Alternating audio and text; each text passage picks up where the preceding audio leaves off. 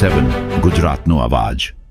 નમસ્કાર દર્શક મિત્રો, i7 ન્યૂઝ ગુજરાતીની સાથે હું છું આપની સાથે પાયલ બામભણિયા। તો જોઈએ આજના મહત્વના સમાચાર।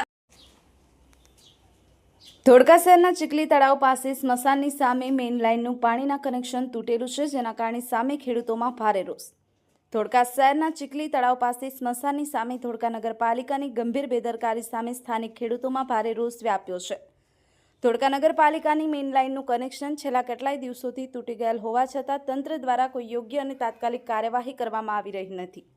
તૂટી ગયેલી લાઇનમાંથી સતત વહેતું પાણી આસપાસના ખેતરોમાં પ્રવેશી રહ્યું છે, જેના કારણે ઊભા પાકને ભારે નુકસાન થઈ રહ્યું છે।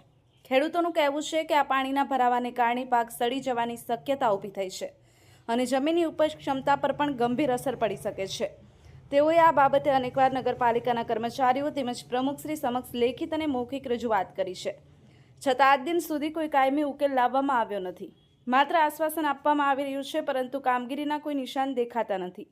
સ્થાનિક લોકોએ માંગણી કરી છે કે તાત્કાલિક મેઇન લાઇનનું સમારકામ કરી ખેડૂતોને થતા નુકસાનથી બચાવવામાં આવે અને જવાબદાર અધિકારીઓ સામે કડક કાર્યવાહી કરવામાં આવે। i7 news Gujarati, Dholka.